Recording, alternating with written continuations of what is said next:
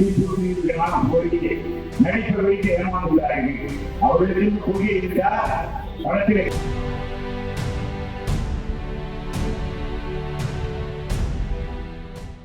வருகிறார்கள், முத்திசை போல வருவார்கள்.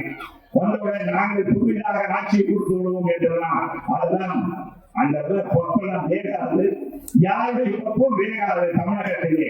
எனவே நீங்க புரிந்து கொள்ள வேண்டும்.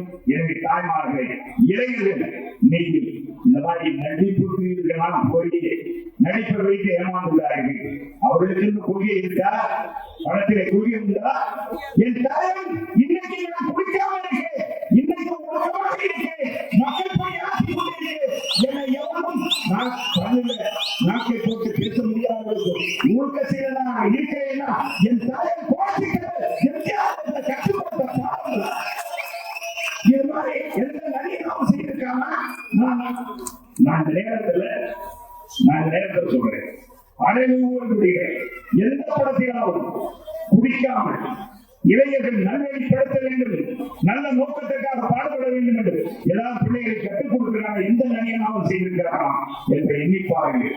எனவே எந்த இதுக்கும் ஆளாகணும், எந்த நடிகர் பேச்சுக்கும் ஆளாகணும். இளைஞர்களே, இளம் இங்கே வந்திருக்கின்ற இளம் சிங்கங்களே, தாய்மார்களே, நல்லாட்சி மலர, நாட்டிலே நல்ல திட்டங்கள் தொடர, இயற்கைகள் வளர, நாட்டிலே சட்ட ஒழுங்கை பேணிக்காக போதை கலாச்சாரத்தை ஒழிக்க அண்ணா திராவிட முன்னேற்ற கழக ஆட்சி அமைய ஆனால் எடப்பாடியார் மீண்டும் முதலமைச்சராக நீங்கள் ஆதரவு தாய் வாழ்த்து நன்றி விடுக்கிறேன்.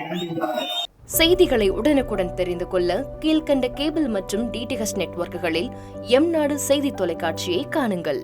பாதகம் செய்பவரை கண்டால் நாம் பயம் கொள்ளலாகாது பாப்பா. மோதி மிதித்து விடு பாப்பா, அவர் முகத்தில் உமிழ்ந்து விடு பாப்பா. அண்மை செய்திகளை உடனுக்குடன் தெரிந்து கொள்ள இணைந்திருங்கள் எம்நாடு தொலைக்காட்சியுடன்.